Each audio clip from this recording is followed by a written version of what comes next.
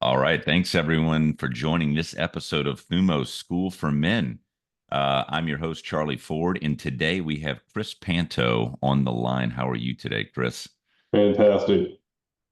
Excellent. Man, I'm so excited that you're on today because you're a diabetic, and I know we're going to jump into that. Today's call is really going to be all about your journey in your life and how you transformed with type 1 diabetes, and we're going to learn all about it today. And I really appreciate your time. So let's kick this off, man. Where are you in life right now? Married, kids, all that kind of stuff. Yeah. So I'm married. Been married for a little over 26 years. We've got three kids. All of them are out of the house and into adulthood. My youngest daughter is married now. So yeah, we're kind of empty nesters. We're embracing it, loving it. It's definitely quite a bit different than what it was growing up with or raising the kids. But yeah, we've not found that we've gotten tired of empty nesthood. It's nice. That actually, the empty nester thing actually scares me a little bit, but that's because I'm not there yet. But you've got a big smile on your face, so that gives Yeah, me happiness and excitement. Um, so let's jump into to diabetes, man. Uh, I know very little about it, so maybe we could start with a little education on what diabetes is, and I know there's different types. Maybe we could start there. sure. Um, I'm aware of three definitive forms of diabetes. There's type 1 diabetes, type 1.5 diabetes, and type 2 diabetes. And really, type 2 diabetes is one, I'm going to use this term loosely, but it's one disease. And then type 1 and 1.5 is another different form of the disease.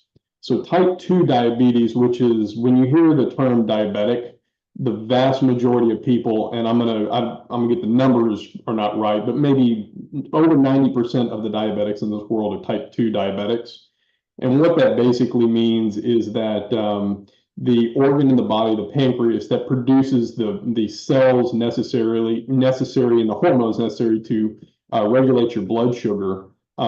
In a type 2 diabetic, that organ still functions. It just doesn't function at the efficiency that is needed for the normal natural blood sugar control process.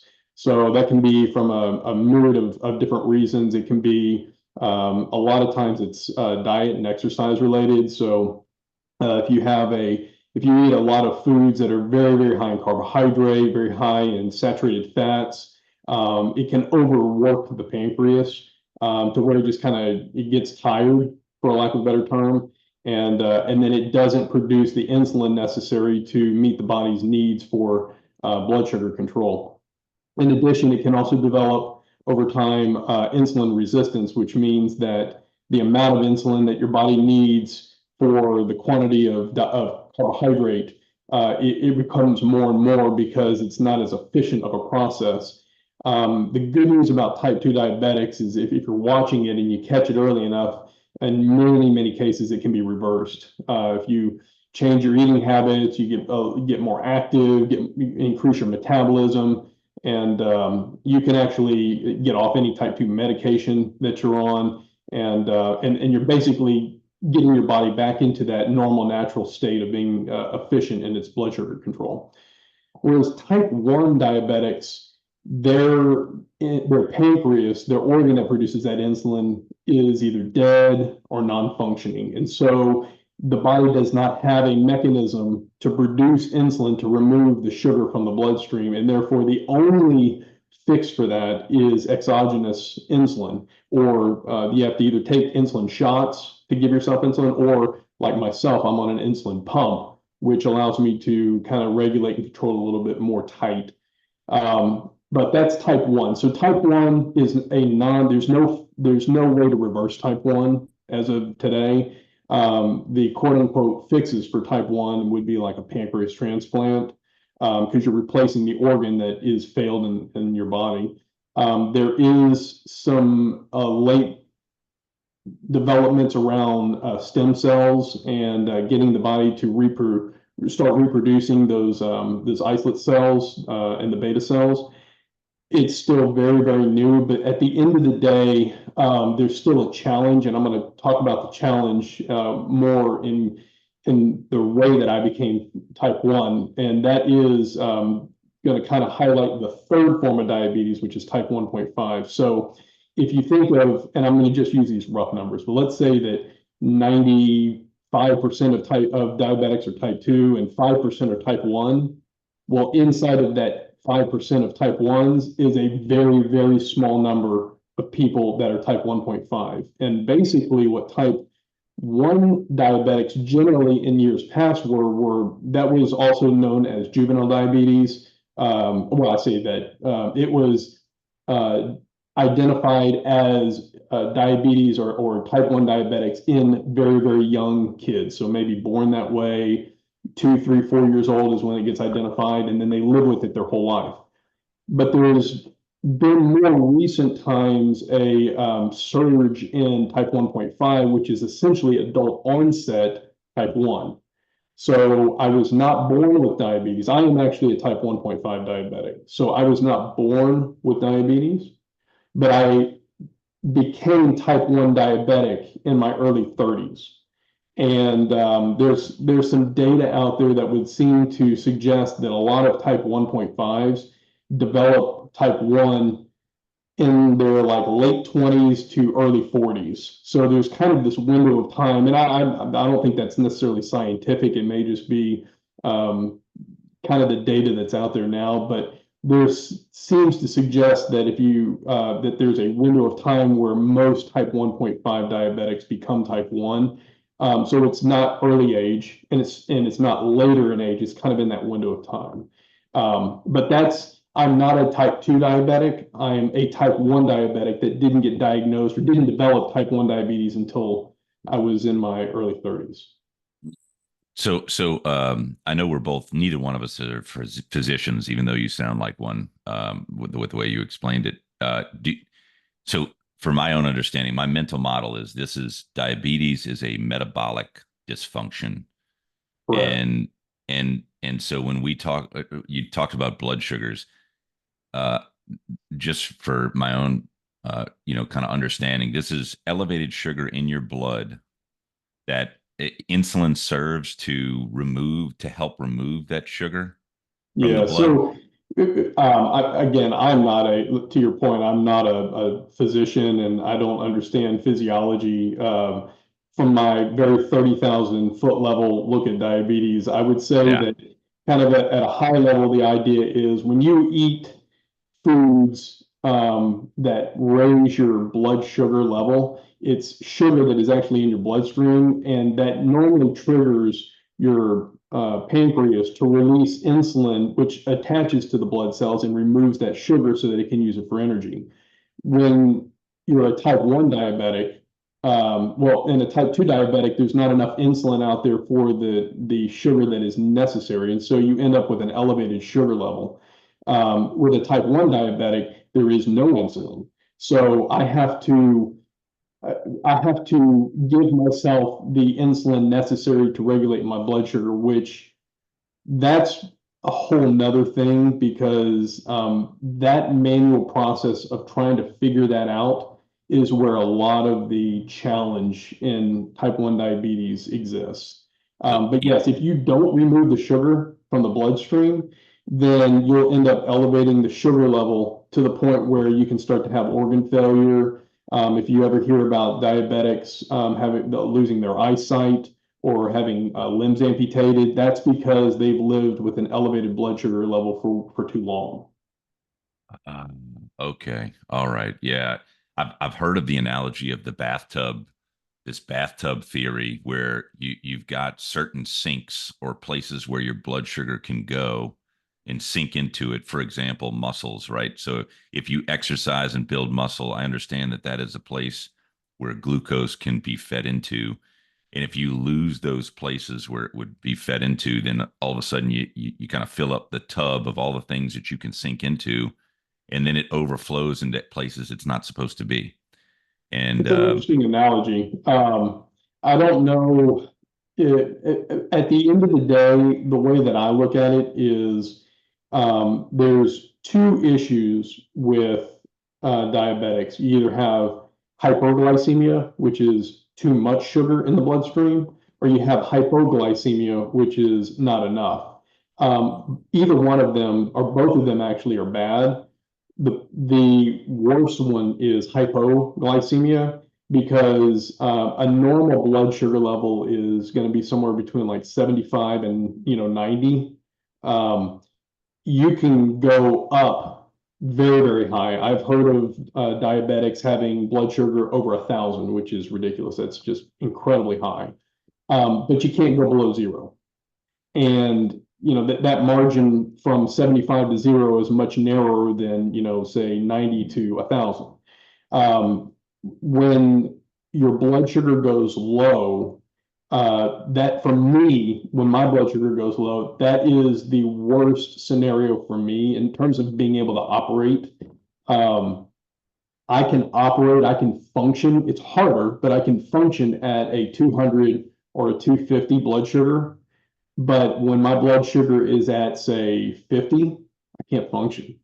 You can ask me a question and I can hear the question. I can probably know how to answer, but I cannot answer. I can't speak the answer.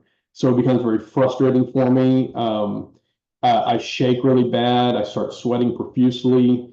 The world starts it starts to feel like it's spinning. I feel very nauseated. It's an incredibly uncomfortable state to be in, but it's also a very frustrating state to be in because if you're if I'm hypoglycemic and I'm at work and I'm about to step into a meeting, it's not like I can just, do something and 3 minutes later my blood sugar's back up to fix a hypoglycemic event, assuming that it's not continuing to go down. It could take, the fastest 15, 20 minutes all the way to 30, 40 minutes from the time I eat something before that sugar is metabolized to where it actually brings my blood sugar back up. So, therein lies some of the challenge with trying to be a functioning type 1 in a time when my blood sugar is low and I'm expected to perform. It becomes very challenging.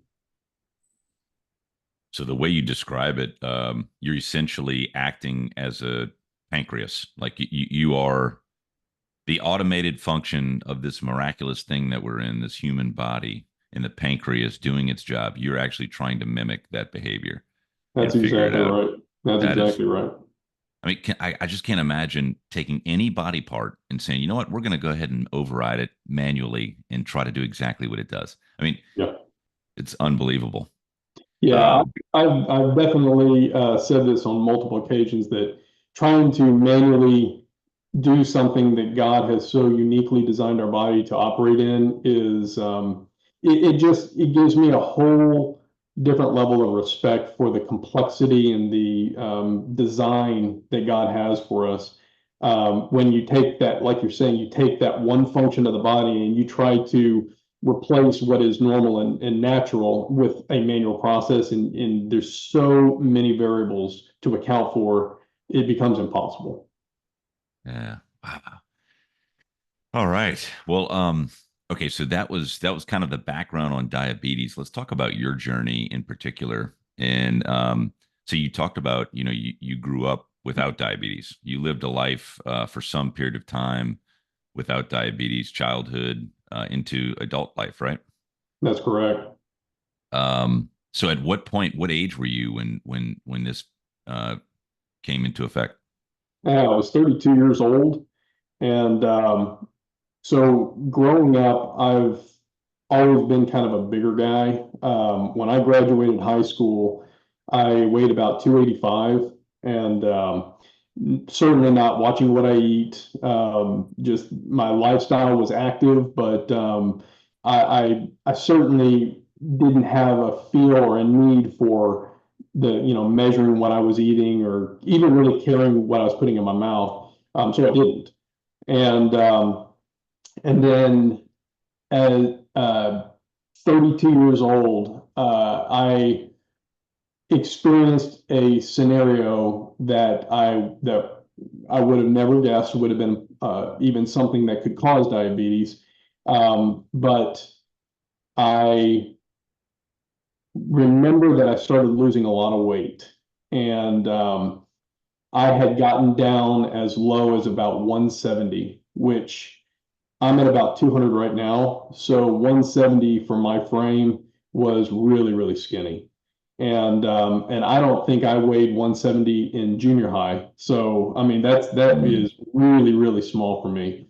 Um, I wasn't feeling right. I was exhibiting all the signs of diabetes, but I didn't know that at the time. I had the excessive thirst. I could sit here and drink.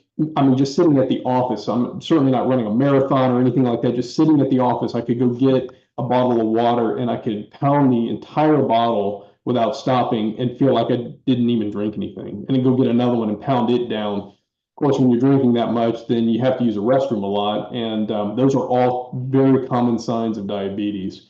So typical blood sugar, like I said before, is certainly under 100. I don't know what the official numbers are, but I think if you're in between like 100 and 120, or maybe it's, somewhere around there, that's considered pre-diabetic.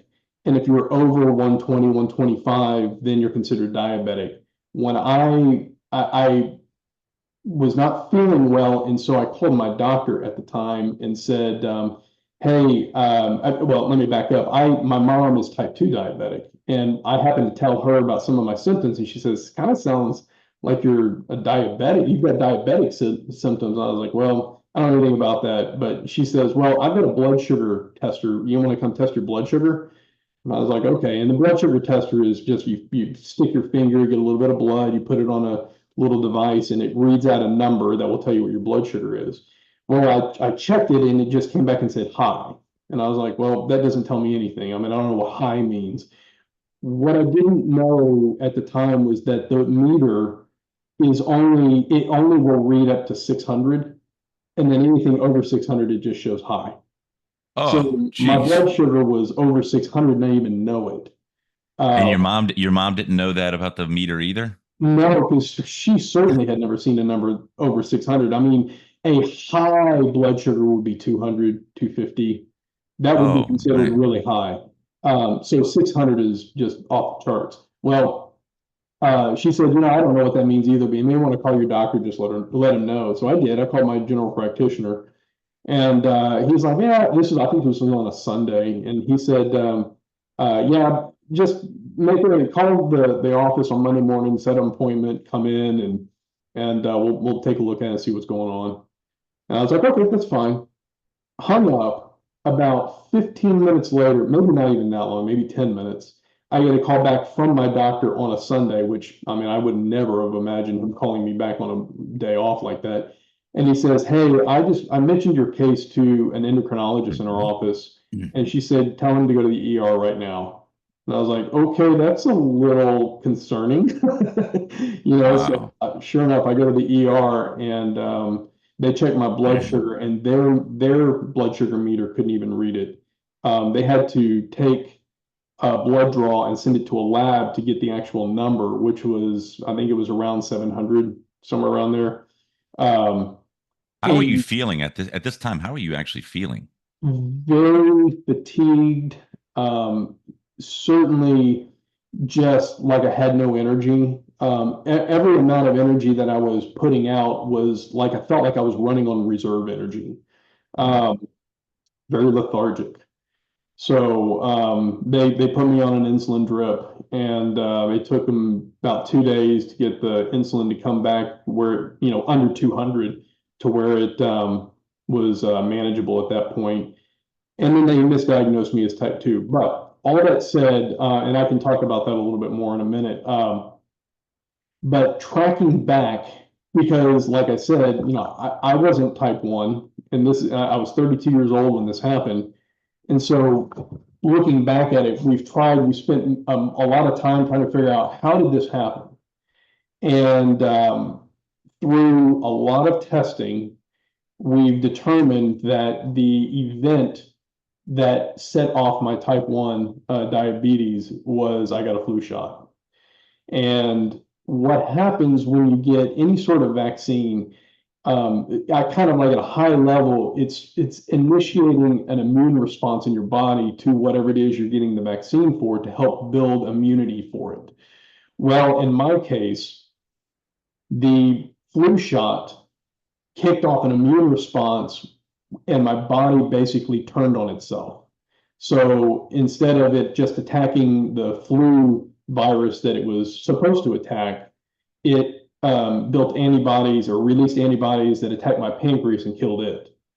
And one of the ways that we found that this was the case was because that event not only did it attack my pancreas, but it also developed antibodies to attack other things that it thought I had. For example, I tested for mono and I came back negative for mono, but my antibodies for mono were 10 times higher than what they should be for a person that does not have mono. So it just shows that that's just one example of how my body had this very, very active immune response to the flu shot. And so the unfortunate net effect of that was it killed my pancreas. So how long, how, so in the timeline, how long are you, so you're diagnosed, misdiagnosed as type 2. While you're misdiagnosed as type 2, is that when you're finding out or triangulating the event that caused this? Oh no. How far down the line were you before you started kind of, getting the root cause? Um, I didn't start looking at root cause strongly, probably until about maybe 10 years after. Mm. And then only within the last year have we been able to put all the dots together to definitively show. I suspected it because I'm a troubleshooter, problem solver by nature. And once the dust had kind of settled and I was, kind of getting into a quote unquote routine for managing diabetes, I started looking back because it didn't make sense to me. How does a person who is not diabetic suddenly become type 1? I looked in my bloodline. There is not a single person in my immediate family that is a type 1 diabetic. I've got several type 2s, but again, like I said, that's a completely separate disease. It's not the same thing as the body attacking itself. So I had no reason to believe that it was passed on through a genetic line, which, there's some suspect about that. No one, I don't think that there has been any sort of definitive understanding of what causes type 1 diabetes in the medical community. But I can just tell you that through my experience, it was not because I have type 1 in my family. And so I was predisposed for type 1 diabetes. So there was something else that happened. And as I look back at it, the only thing that I could recollect was that I had gotten a flu shot. I think it was in February, March of that year. And then 3 months later, I was diabetic, or I was diagnosed as type 1 diabetic. And I had been diabetic for a period of time. It wasn't like that's when it started because, like I said, I went into the hospital and I was over 600 with my blood sugar. So it had been building for a period of time. And I would have never suspected the flu shot. I got my flu shot like clockwork every single year, because I did not want to get the flu, of course. The same reason I would imagine everybody gets a flu shot. But when I started looking at what the flu shot is actually doing, it started to make sense that my body had a alternative immune response than the one it was supposed to have. So yeah, the challenge was initially very difficult when I was first diagnosed because I was put on a management protocol for a type 2 diabetic, which as a type 2 medication has almost no value. A lot of the medication I was on was to stimulate my pancreas, more to help it to trick it or not trick it, but to ask it to produce more insulin. Well, it doesn't produce any insulin, so that's not going to help at all.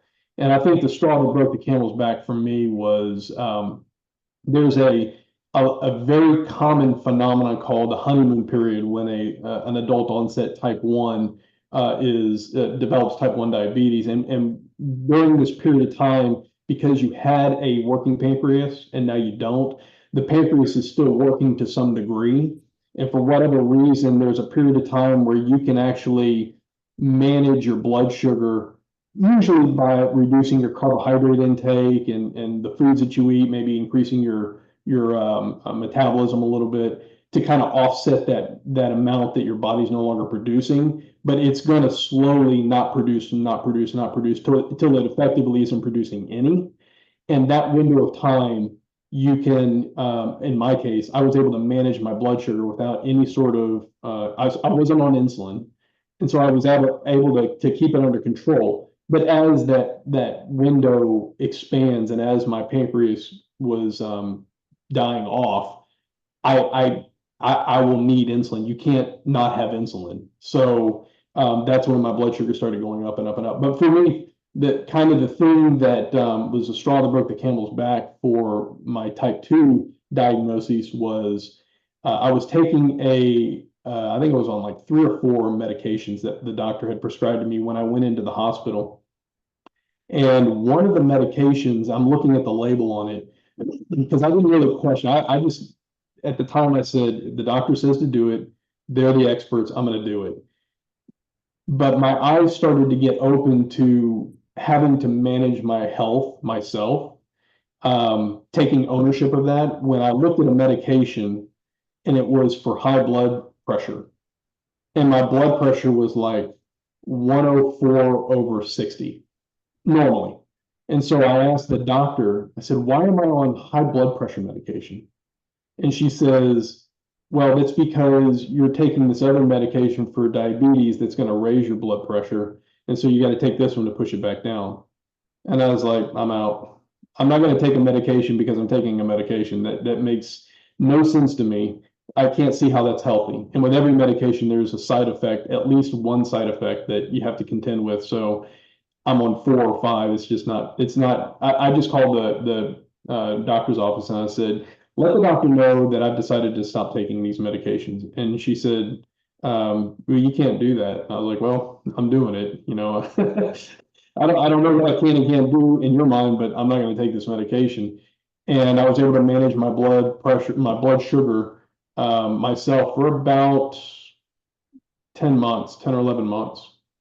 This is 10 months after the initial diagnosis. Yeah. Mm-hmm. So so if you don't mind, let's just talk a little bit on the emotional side, because I mean you've said a lot. So you're in your early 30s. Are you married at the time? Yes. Married, you have kids? Yes. Okay. This comes on, you find out the moment you find out you've got type 1 diabetes, emotionally, like you've lived your whole life without this stuff. And where are you mentally, emotionally, with your family, with the career? Like what is the feeling at that time? Very tough. It was very tough. The experience that I had was I go to the hospital. I'm feeling like crap. They hook me up to all the monitors and they start taking blood and they're running tests. And it was several hours that I'm just sitting in a hospital room without an understanding of what the heck I'm here for. And the doctor comes in and literally tells me in this way, okay, well, we got your results back, your lab results back. You're definitely diabetic. Hands me a piece of paper and says, you're going to have to start measuring your carbs, you're counting your meals, looking at the labels on all your foods to know what's in them. You're going to basically, you need to do 60 grams of carbs for breakfast, lunch, and dinner, and then 30 grams of carbs in a mid-morning snack and a mid-afternoon snack. And just manage that. Here's the medication you need to be on. And if you have any questions, let me know. I'm like, do I have any questions? I mean, I've gone from not having to do any of that stuff to now I've got to go read labels on everything that I buy. I've got to measure my foods to know what carbs are in there and how many. And I mean, it was so overwhelming, so incredibly overwhelming. And the initial education kind of what I would call the on-ramping to diabetes was extremely poor. So it was on me basically to figure it all out. And with a wife who's cooking for not just me, cooking for the whole family, now suddenly has to try to figure out how to cook for a diabetic. And now, you can't just go cook whatever. It's now you got to measure certain things. It was a shift that was very difficult for me, but it was also a shift for my family that was a challenge as well. Did uh when they handed you this piece of paper talking about the 60 grams of carbs, that was them diagnosing you with type 1? Too. Oh, type 2. Okay, all right. So then you fast forward to that type 2, you're still thinking that type 2 is pretty manageable without insulin. um, Actually, no, Charlie. I didn't even know what type 2 diabetes was different than type 1. To me, it was diabetes. I had no understanding of what that was, except that now I had to count carbs. That's all I knew. mm. And how far after that was when they actually said, nope, it looks like you have type 1? So this began my journey towards, like I said, owning my management of my health. My experience, and I wish I could say this was unique to me, but unfortunately, in talking to other diabetics, type 1 diabetics, it's not just unique to me. But let me tell you the chain of events was I was type 2, had moved to where I wasn't taking any medication anymore. I was still checking my blood sugar, but things looked like I was able to manage it because my blood sugar seemed to be under control. I wasn't on any insulin and I wasn't on any medication at the time. But then as I started to check, because diabetics, generally speaking, the regimen they tell you is you need to check your blood sugar when you first get up. That's your fasting blood sugar. You haven't had any food overnight. So you should be able to look at that number and that should set a baseline for what your day is. If it's high, then you take a little bit of insulin. If it's low, you need to eat a little bit of food, that kind of stuff. Then you check it multiple times throughout the day. For me, I was checking my blood sugar in the morning and with every meal and throughout the day, trying to understand and baseline my number. I was checking my blood sugar, sticking my finger about 10 times a day, roughly. But my numbers had looked good. After a meal, it might go up to 130 or 140, 150, but they said that was normal. So it was coming back down, and I wasn't eating a ton of crappy food, and I wasn't eating a ton of really high carb food. So my body, with what little insulin it was still producing, was able to manage the carbohydrate intake and the needs of the time. However, like I said, my body did start, the antibodies, once they're present and they're attacking your pancreas, they don't stop being present. They're constantly attacking the pancreas and they eventually will kill it off. So as I was checking my blood sugar in the morning, my fasting blood sugar, it was like 90, and then it was 120, and then it was 150, and then it was 180, and then it was 200. And finally, when it got to where my blood sugar fasting was about 350, which is obviously waiting way too long. I should have addressed this way before then, but when it got to where it was fasting 350, I was like, okay, I can no longer manage this without anything. And so again, I didn't know I was type 1. I still thought I was type 2, but I was now thinking, okay, I gotta go get on all this medication that they said I need to be on.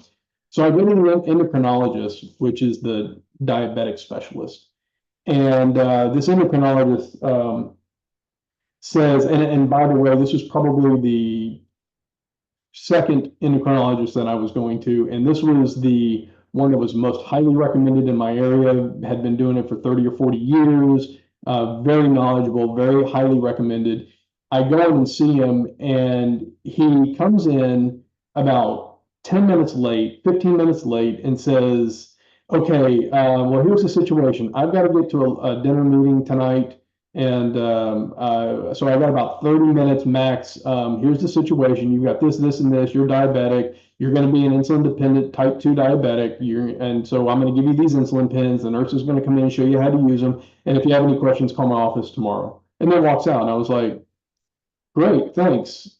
Now I'm in a whole different stage of diabetes. Now I'm on insulin, which was new to me. I didn't know how that all worked. And so the nurse comes in and shows me these insulin pens and how I have to measure and how, you know, there's some ratios you've got to apply with when you go eat, you know, say 20 grams of carbs, how much insulin that is going to be, and then you have to measure it and take it X number of minutes before you go eat. And it was a whole bunch more variables and metrics that I had to account for. And so then I left with my head swimming again, you know, and I've got this, you know, box of pins and all this, you know, new data that I've got to take in consideration. And so I'm telling my wife about this, and I said, you know, it just on the bedside manner alone from this endocrinologist, I don't want to go back to this guy because he didn't feel like he didn't make me feel like he cared for my well-being. He was simply trying to, you know, knock out a to-do list of things. So I got recommended to another endocrinologist, and this endocrinologist sat down with me for an hour and a half on our initial meeting, genuinely cared about me, asked me a bunch of questions. And one of the questions she said was, you know, I'm looking at this and you say you're a type 2 diabetic, but why do you say you're a type 2 diabetic? And I said, well, they checked my antibody level and they said that it was normal. And so they said you're type 2 diabetic. And she goes, yeah, I see where they checked for this antibody, but what about these other three antibody checks or other two antibody checks that they haven't, I don't see the results for those. And I said, what other two antibody checks? I mean, I didn't know there was multiple. And she goes, there's three we check for. There's three tests we run. And if you're negative on all three, then yeah, you're probably a type 2. But if you're positive on any one of them, you're type 1. And my gut sank because I was like, oh, this could explain some things. And sure enough, one of the other ones came back off the chart. And she came back and told me, you know, the good news is you don't have to take any type 2 medication that you're on because none of that stuff's going to help you. The bad news is you're not a type 2, you're a type 1 diabetic. And this is the only protocol for you, which is you're going to have to take insulin and you're going to have to, you know, we need to dive into this way deeper than just taking some pins and counting some carbs. There's a lot of metrics that go into that. So all of that entire experience, which is a little more than a year later after initial diagnosis, that entire experience with having to shift through all these different doctors and realizing that the quote unquote expert best of the best that was recommended got it wrong. And this doctor over here, which had much less experience but cared, did more investigation, dug behind the scenes, peeled back the onion a few more layers, found something different, showed me that there is no one person out there that can definitively give you a protocol or a diagnosis and it be 100% correct. You've got to own it yourself and check it, make sure it makes sense to you. And if you have any questions, you've got to feel comfortable asking those questions. Wow, man, you say a lot there. The one thing that just is glaring is this idea of owning your own health. Because, man, as much growing up, you look at doctors and obviously they're humans too. So it's not, you know, everybody makes mistakes, but there's this feeling of, oh yeah, we just listen to the doctors and do exactly what they say. And I understand that the vast majority of them are well intentioned, but our bodies are so complex. I mean, to your point, our bodies are just crazy complex, and the stuff that's happening to you might have not happened to anyone else. I mean, That's very absolutely well, correct. it you may actually be the single unique case, and so so now you're a year into this, and you've got like with your family, you find out that you're type 1 now, and what that's about. Is there like I mean, are you feeling any type of pity, like self-pity, or why me? Like, how the heck you're in your early 30s and all of a sudden this happens to you? Absolutely. No, there's a lot of those emotions. The victim mindset set in pretty hard. Um, my my son, one of my sons, was also diagnosed with autism at the time, and there was a lot of challenge around managing that diagnosis and some of his emotional behavior because I wanted to be there for him and but the energy and the effort that it takes to manage this disease is not for the faint of heart. And I don't say that because I want anyone to look at me and go, oh, woe is me. No, no, no, not at all. Um, I'm just saying that it's not a take a pill, and as long as you take the pill, then you're going to be okay and things are going to work out. Just make sure you're taking the pill. It's not like that. I'd like to walk you through what a day looks like for me so that maybe you can get a better understanding of the energy and the effort that it takes just to try to maintain a level. And this is not even accounting for the challenging days, but just if everything works out well, this is what a day looks like for me. And this is what I had to learn when I sat down with that endocrinologist and she said you're type 1 and these are the things you're going to need to do. This is the kind of structure that I had to learn before I could understand it. When I wake up in the morning, so let me just say this. I have some technology that automates some of this. So when I tell you that I had to check my blood sugar and that I have to take insulin, initially it was check blood sugar via a finger stick. It was a manual check. I didn't know it until I did that. And then I wouldn't know it again until I finger stick again and read a number. And at that point, it's only telling me a point in time number right then. And insulin, I had to draw it out of a vial, or I had an insulin pen, which is pre-filled with amount of insulin, and you dial in how many units you want, and then you stick yourself, and it gives you that insulin at that moment. I now wear a insulin pump where I can pre-program in settings and tweak it to be more tailored for how my body reacts at certain times of the day, which I had to learn.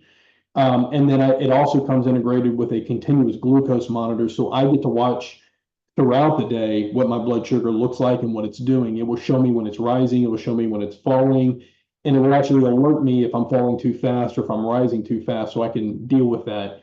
But I didn't have any of that initially. So I wake up in the morning, I would check my blood sugar, I would see what the number is. Let's say that the number is, I'll make this up. Let's say my number is 160, which is high. It's elevated. I'm going to go eat breakfast, and my breakfast is 60 grams of carbs. Well, 60 grams of carbs is not just a number that I can account for with the amount of insulin I need to take, because I have to see what kind of carbs those are and what else is in the meal that I'm eating with those carbs. So, for example, if I just ate 60 grams of orange, if I just had a pile of orange sitting on my plate and it equaled 60 grams of carbs, then the ratio of insulin to carb, let's say that my insulin to carb ratio is 1 unit per every 20 grams of carbs, and I had 60 grams, that would be 3 units of insulin. I have that number. So I've got, 60 grams of carbs, 3 units. And then there's a number, because I'm above, let's say my baseline that I want to keep it at is 100. My sugar number is 100 and I'm at 160. Well, there's an insulin sensitivity and an insulin correction. And I got to say, okay, if I'm at 160 and I want to be back to 100, what amount of insulin do I need to take to bring me from 160 to 100 in addition to the carbs that I'm going to eat? So that's another number I've got to take into consideration. And then there's a basal insulin. And what a basal insulin is a long, that's the amount of insulin that I need throughout the day. And so when you don't have an insulin pump, then you have, let's say that I have 30 units of insulin or 60 units of insulin that I need. I take that in the morning as well. But I plug all those numbers in.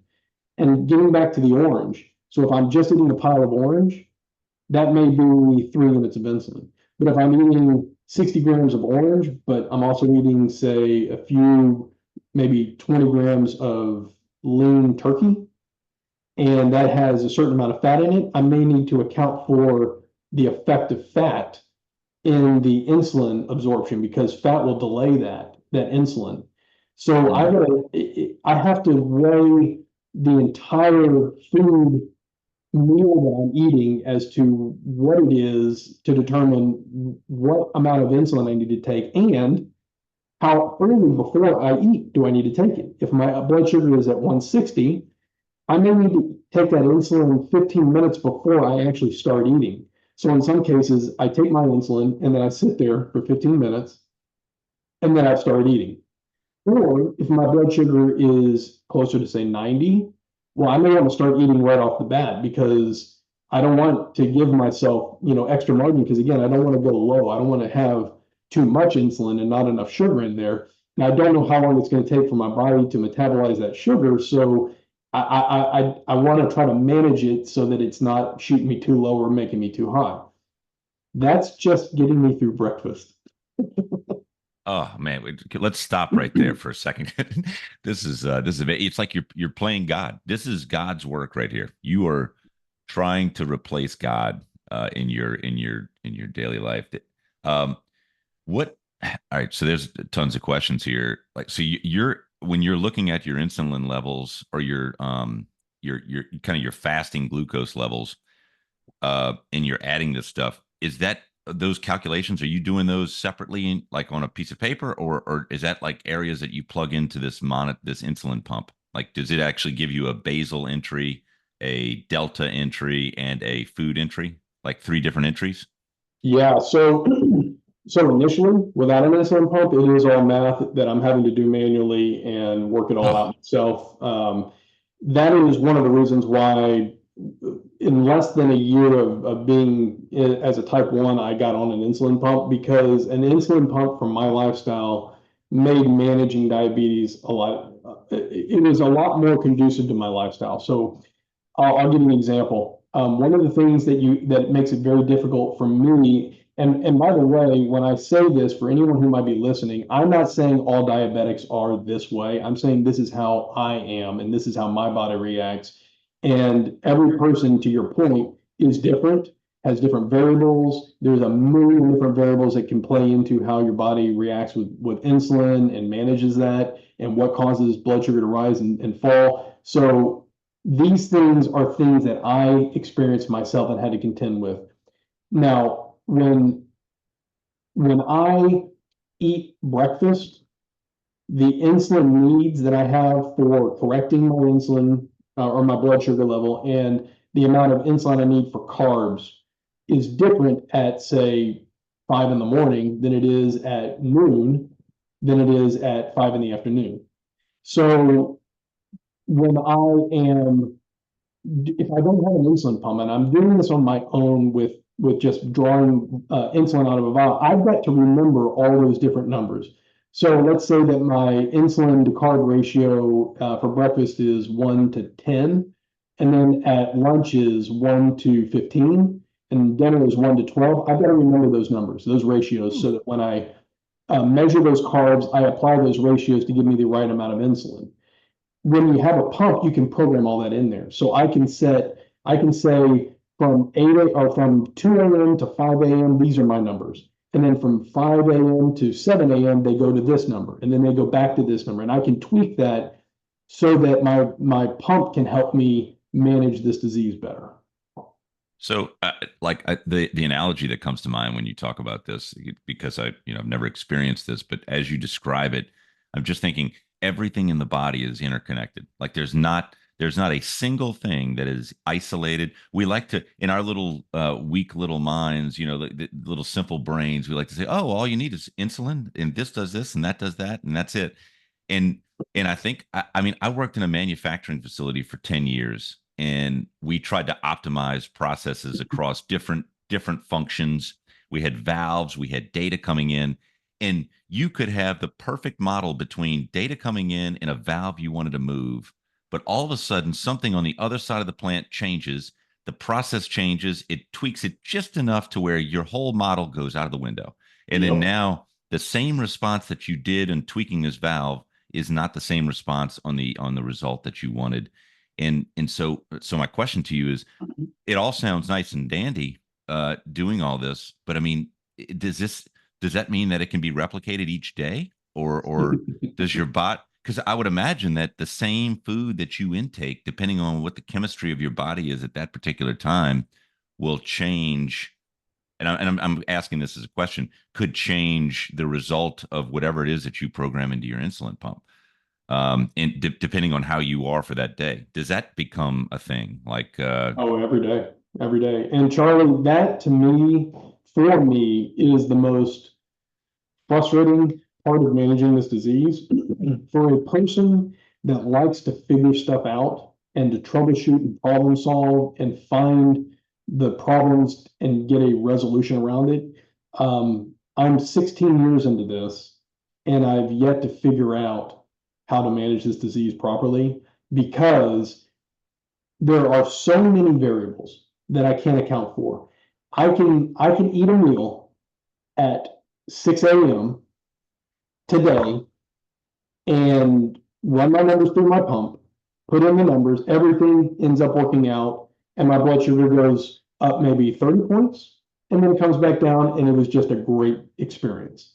I can have that same meal at the same time tomorrow, and my blood sugar spike up 150 points. And the meal didn't change. My insulin settings didn't change. The insulin in the pump didn't change. None of the variables from the previous day that I accounted for changed. But what I can't account for was how was my sleep? What is my stress level? How much cortisol is in my body? How much adrenaline is in my body? There's all these other interconnected variables that make an impact into blood sugar control, and I can only account for so many of them. And so there is, for me, no way or no process, no routine that is 100% effective for me. It can be 90%, it can be 70%, it can be generally the way that things work out well, but it's not definitive. And on the days that it doesn't work, I've had to learn to just put those days aside and say, that was today, I'll do it again tomorrow and maybe have a different outcome. Because otherwise, that was dragging me into a very dark place. Not being able to manage this disease and feeling like almost feeling a level of hopelessness that I would never figure it out. Well, the reality is, I don't think I ever will figure it out, but that shouldn't be my end goal. My end goal should be to deal with it today, to deal with it in this moment, actually. And if it doesn't work, then write it off, try something different. And hopefully my wins are greater than my losses. And that's how I've learned to try to manage this disease. you say that very smoothly, and I know that's probably been a tremendous journey for you. Like you're saying, I mean, it's beautiful what you're saying. Over 16-year period to get to the point where you are out of the hopelessness era. And for those, I mean, you're also in good shape. And we didn't even talk about the physical side of this because the physicality. I guess my question. Well, let me back up again. Um, so, in terms of your emotional state, and you went through a period of hopelessness. You're married. You've got a family. You're doing all of this stuff, and you have to manage this stuff day in and day out. What what is it that got you through? And this is for people that may be listening. Maybe they just got diabetes or diagnosed with diabetes, some form of it. Um, what do you like? What do you feel got you through those periods of time when you're doing the same thing? You're being meticulous and you're getting different results and Mhm. feeling like you can't contain this. What did that for you? Um, I'd say there's several things. First, my faith. Um, I initially went through a period where I was blaming God for my situation, and that was the why me stage. Why would you allow this to happen? Um, I got to where I realized that God didn't do this to me. This is a physical body that is flawed, and things happen on the physical side of this, and that is different. That is completely separate than the spiritual side of me. So I found it actually enhanced my spiritual awareness and my spiritual resolve, I guess. So my faith was a big piece. My wife has been probably the biggest help for me because one of the things that I'm challenged with is just in my personality, I hate to feel like I'm a burden to someone. And so she would ask me if I need help, and I would tell her no. But she could read when I needed help, and she would just do things. So she would adapt her cooking to my needs because she knew that that was easier for me to manage than if she didn't account for that and cooked the way that, all the other kids could eat, and then just said, well, here's the food, you can eat it too, because the doctors would tell you you can eat whatever you want, just take your insulin for it, which is, in my opinion, misleading. So my wife was a big factor in this. But also having other folks that I could talk with that understood what I was going through. And I say that I mean type 1 diabetics. I don't feel that anyone who's not a type 1 can truly understand the emotional, physical energy that it takes to manage this disease. And that's not to discount anyone's empathy that they have for type 1 diabetics. It's just if I'm looking for someone to, kind of vent to about the day I've had, then I want to go to someone who has probably had those days too and can say, man, I know what you're going through.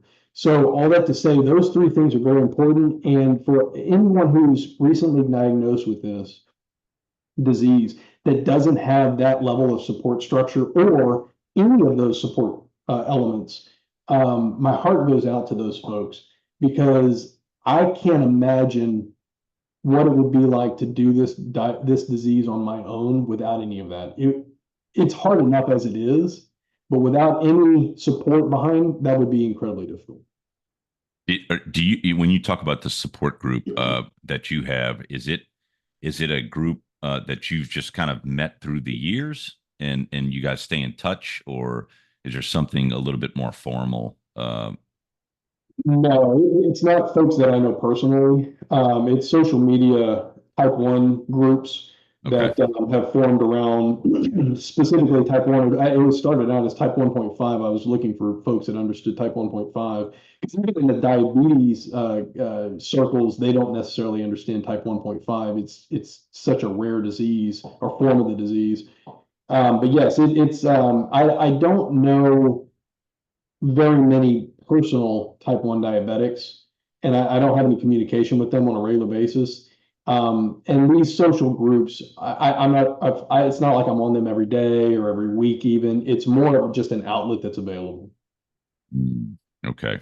And yeah, I was going to ask about the type 1 people, if you've had experience talking to any of the type 1s, and to see how they manage it, if they have the similar type of responses that you have, Yeah. trying to manage it. Yeah, I have, and some of those discussions gave more fuel to the fire of my understanding that we're so different. That everyone is so different.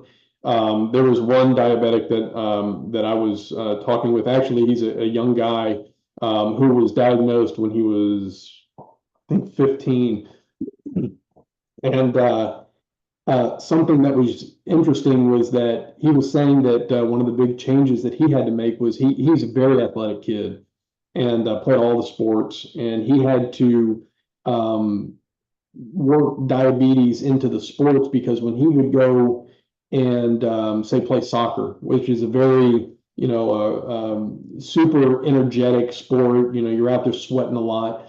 His blood sugar it would skyrocket.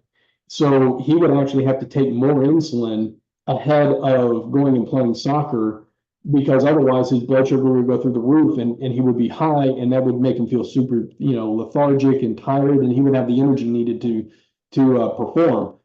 My body, exact opposite. If I'm going to go to the gym and I'm going to go work out and I'm going to, do something exhaustive, I actually have to eat more carbs and back my insulin down because I will go down in the same way he goes up.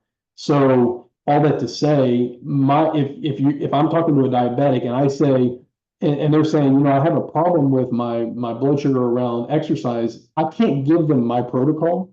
I can say this is what works for me, but you may want to try it because you could be completely different. And I saw more and more of those stories of things that people were having challenges with, and I would say, man, my experience has been completely different than that. And so, yeah, we're all different. Yeah, your scenario makes sense to me because when you exercise, it feels like that's a pathway for your blood sugar to go and sink into your muscles and for energy. It does not make sense to me that you would exercise and the blood sugar would go up. But I was going to ask you about the physicality piece, and I know you're in very good shape, and to through what you've explained with your journey, and to be in good shape. Um, do you feel like exercise is necessary to help you with with managing type 1.5 diabetes, or is it actually more, because to me, just based on what you've described, it sounds like exercise is another pathway that's going to make this more difficult. Yeah. um and I so would say indirectly. I would say indirectly because um, so exercise increases my metabolism. It helps maintain exercise with diet, with eating well, helps maintain my immune system in a peak performing state. And those kind of things help ward off, sickness and disease and other things that can drag me down.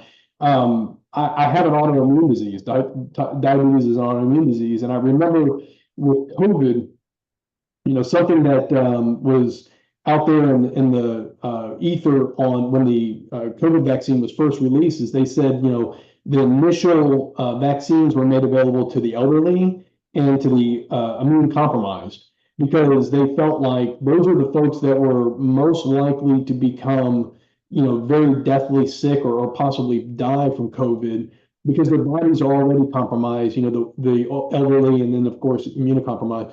They're already in a state where they're having a tough time fighting off disease, that this disease could kill them very easily. So we want to get the vaccine available to them first. Well, the diet and the exercise piece helps keep my immune system as peak performing as it possibly can, so that I can better manage everything disease related, but specifically my diabetic aspect. If I was not in peak performance, if I was very sedentary and my body wasn't in good shape, then my management of diabetes would be even harder than it is today. So it's not that the actual act of going to the gym and in that moment can be a challenge from a diabetic perspective for the reasons that we've talked about, but the cumulative effect of going to the gym on a regular basis and keeping my body operating in peak performance helps with the overall management of the disease. gotcha. So you have to deal with the diabetic aspect of the physicality and doing exercise, just so that you can support all the other functions in the body and That's make them correct. a bit healthier. I know you posted a few years back. You actually did the Murph Yeah. challenge that the CrossFitters do. It's the 1 mile run, 100 pull-ups, 200 push-ups, 300 air squats, and then a 1 mile run at the end. And you were able to do that all with type 1 diabetes, which I thought was insane. Like, holy crap. When you did something like that, something that is an activity like that, how long did it take you to prepare to kind of feel comfortable with going through that? Hmm. Um, First off, I would say that doing you're right, that was a couple of years back.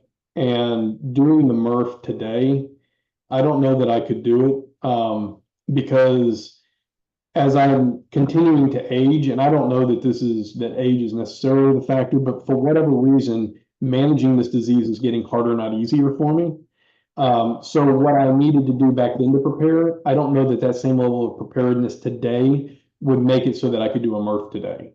That said, back then, it really came down to, okay, I know that I'm going to be, extending a good amount of energy and burning a tremendous amount of calories inside of, say, an hour period of time.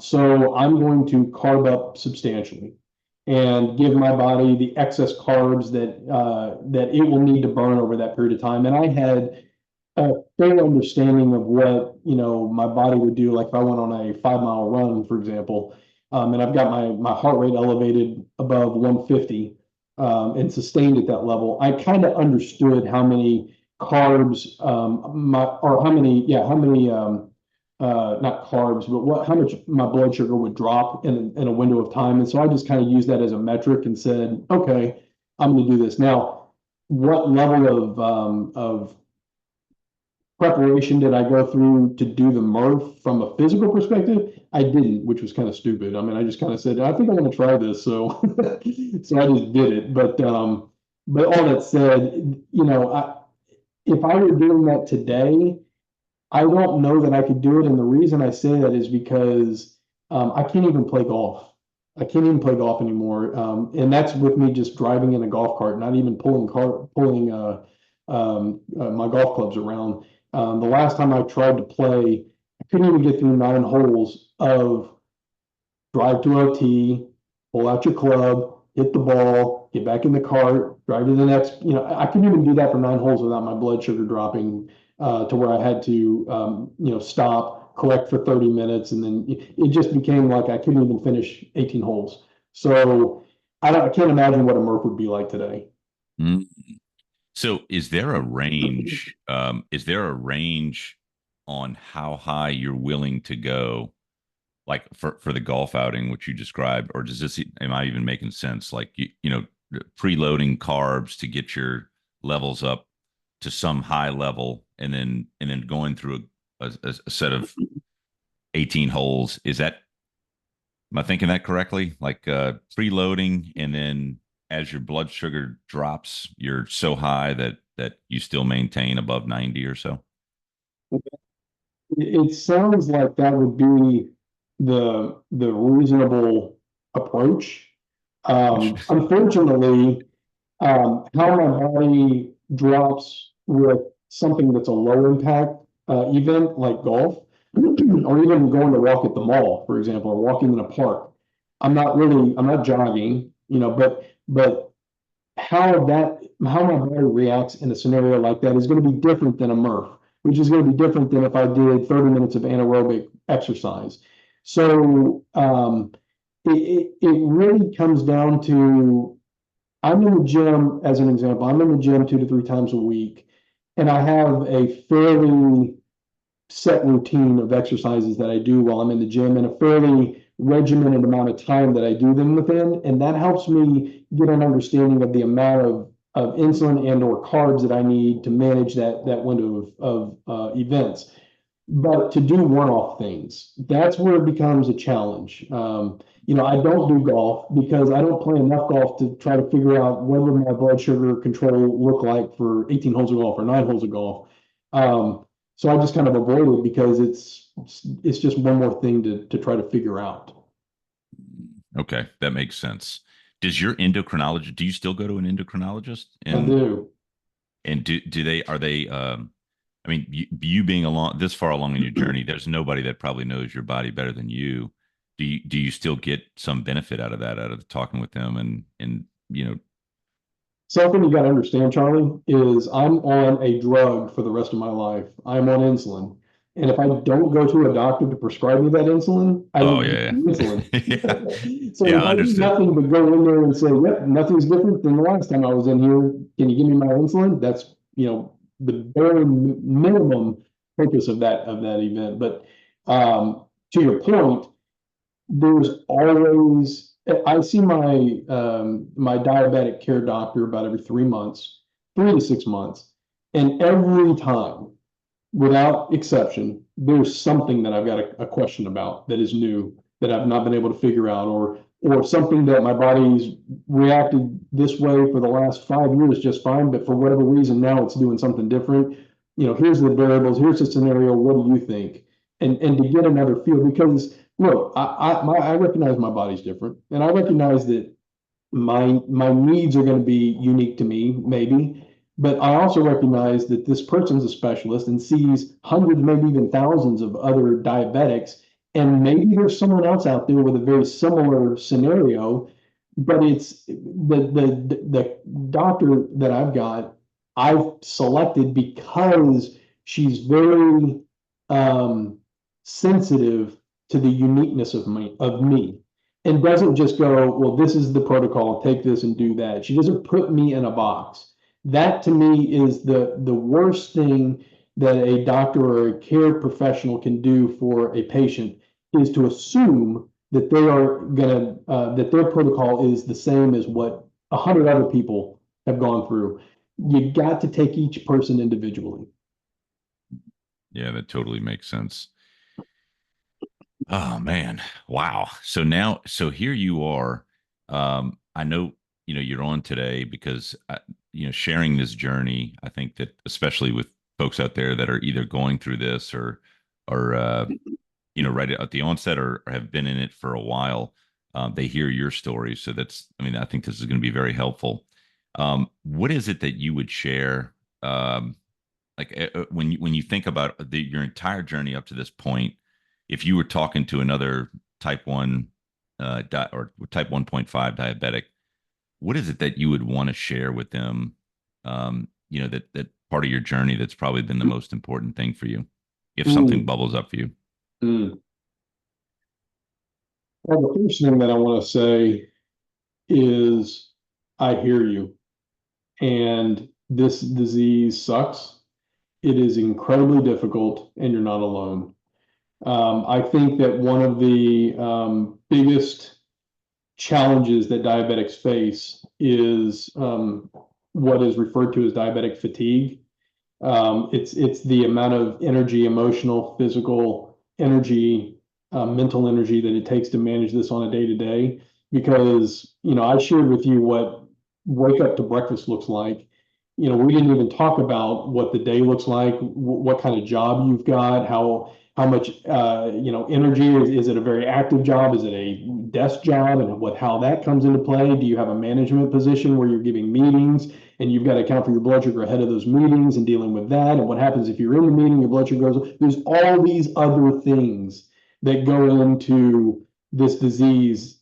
And it is a minute by minute management process. It is not something, like I said, where you just wake up, take a pill, and you're good for the rest of the day. It is on my mind from the time I wake up to the time I go to sleep. And the only time I get to rest is when I'm asleep. And that's if I get good sleep, because my blood sugar doesn't tank in the middle of the night or go super high and cause me to wake up. So for all the diabetics out there, I hear you, and it is okay to feel tired. In those times when you feel like giving up, just realize and recognize that even though it is feels overwhelming today, that it is possible that tomorrow is going to be a better day. And I encourage everyone to tell themselves, and any diabetic, to tell themselves that today sucked, tomorrow's better. If you're in that moment and you just feel like I don't want to do this anymore, I'm so freaking tired of managing this disease, just say to yourself, tomorrow's going to be a new day. Tomorrow's going to be a different day. And allow yourself the ability to say it's okay that today sucked.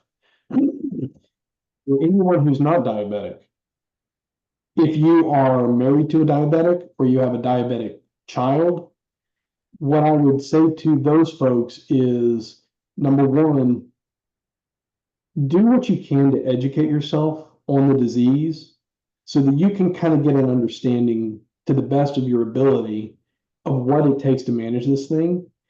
But don't go so far as to say, I understand what you're going through, because that is a false statement.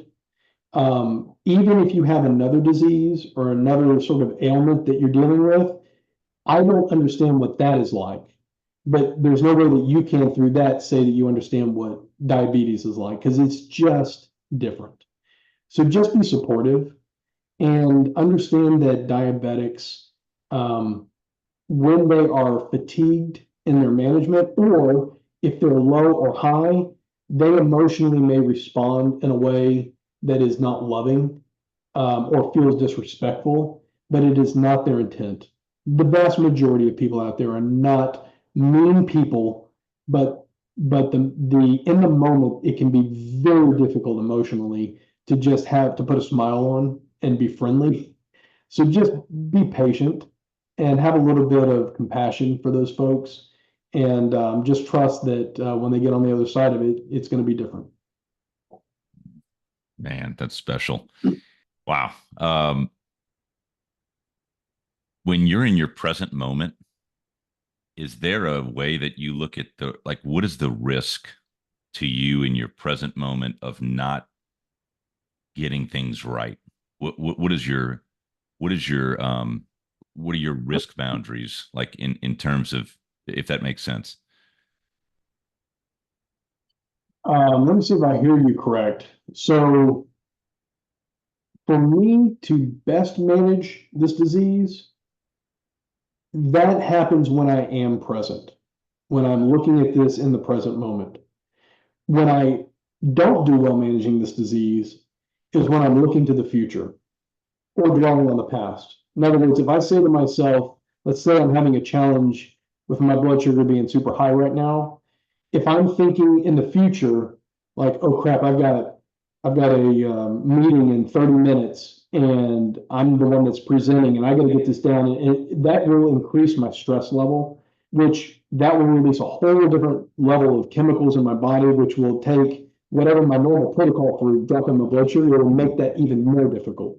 The best, and likewise, if I look to the past and I go, well, shoot, this didn't happen yesterday, and nothing's different. I start dwelling on the fact that it's not what I've done in the past, and it's so frustrating that it's happening different right now. Again, different chemicals get released. Frustration adds more chemicals in the body that make it difficult to manage. When I can be present and I can look at this like it's a moment in time, this is the current situation. What do I need to do to deal with it right now? Whatever happens in the future is going to happen.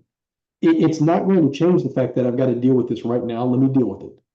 And then if I can stay in that state of mind, in that frame of reference, that gives me the best chance of being able to deal with it and then be able to experience a positive outcome on the other side of it that isn't going to be more frustration. Do you have you do you trend your blood sugar levels like over time, like for the past 16 years, like just trending the peaks and the valleys and stuff like that? I don't record it to trend it. It gets recorded through my pump, so I can go back at any time and look at it. Ah, okay. Is there are there upper limits with time frames that you would try to avoid? I understand that you've probably got static limits, but are there limits like, like alarms and in a way that, hey, if I'm elevated at above this X amount for this amount of time, Yeah. that's a no-no. Well, yes and no. So the one of the nice things about having a pump with an integrated glucose monitor is the glucose monitor will tell me, it will give me alerts that I can set if some of those metrics start to get reached, or if they're trending that way. So I've got an alarm set that says if my blood sugar is over, I think 250, it will beep at me and tell me, hey, you're over 250. I've got another alarm that says, hey, if I'm trending toward that and it's going up, substantially faster than normal, because, normal blood sugar looks kind of like a sine wave, and you want to avoid the real quick peaks and the real quick valleys.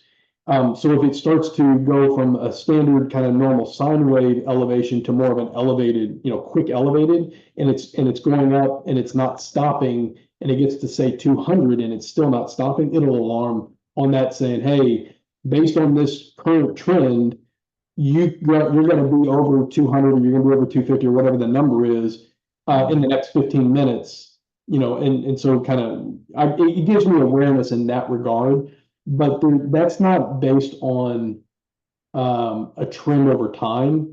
It's looking at right now. So it doesn't care that yesterday I wasn't that way or the past week hasn't been that way. If it's happening right now that way, I'm going to get an alarm on it. So, if somebody were to come up to you right now and say, "Hey, Chris, we've got a magic pill. You take this thing, all your troubles can go away with with the diabetes." How would you feel about that? highly skeptical. Um, the opportunities for healing have been vast for me. Um, there are type 1 diabetics that have gone through procedures and they're no longer type 1 diabetics. Unfortunately, the vast majority of those procedures, because remember, the reason my pancreas doesn't perform today is because my body attacked it. Well, if I put a new pancreas in, my body is still attacking it. So that is a pancreas transplant, especially because it's not my own pancreas. My body is going to continue to attack it. So you have to go on anti-rejection medication for the rest of your life. So there's not a fix that doesn't also have some other negative impact down the road as well. There's been some spiritual healing, miracles that I've seen where folks have been just miraculously healed. Um, so I know that that is possible. I don't know a lot about that, and I don't say that I'm necessarily that it's something on my roadmap. But to your point, if someone did have something definitive and said, "Hey, look, here's this pill. You will no longer be diabetic, and it has no side effects, 100% guaranteed. All it will do is fix your diabetes." It would be very tough for me to say no to that because I think about the challenges that wouldn't be present today, and I could honestly feel as though there's a lot of things that I don't do today that I avoid because I know I'm very likely to introduce variables that are going to make my blood sugar management very challenging. So I just don't do them. To have the ability to do those things again, it would just be tough to say no. However, I will also say that for all of the challenges that I've spoken about today, over the last 16 years, diabetes has been my teacher in many, many ways. I have learned patience. I've learned persistence. I've learned compassion for others, empathy, a lot of things that weren't natural to me before as a default response. Just from an emotional perspective, I've learned through my experience in diabetes. I've also been introduced to some other folks that are diabetics and had a chance to pour into them and offer them some support and help through managing their disease. And I've seen that their lives have been changed and positively through through those engagements. And so when I look at that and I say, okay, God, if my option A is be healed of this and no longer have that ability to pour into people's lives in that way, and maybe even not have all the positive impacts personally, physically that I've had, or I can keep the disease and have all those things, but just know that it's going to be, a lifelong challenge. It makes that decision much harder. I can tell you that I actually kind of lean towards keeping the disease because for me, mostly I want to help people. I do. My mission is to experience the oneness of God through loving others well. And having diabetes has helped me learn to love others well to a greater extent. So I don't know that I would want to not have that present.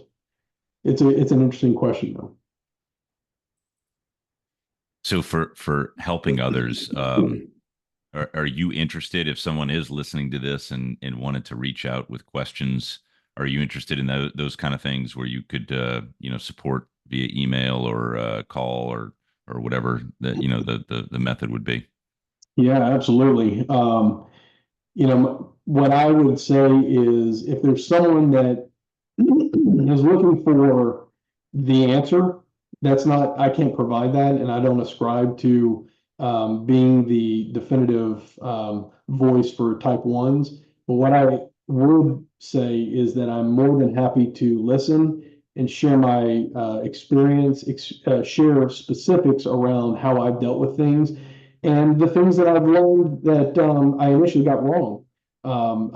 This managing this disease is a day-to-day troubleshooting process, and there's things that I would tell you I do today that probably are my default response to those particular events today, but that could change tomorrow.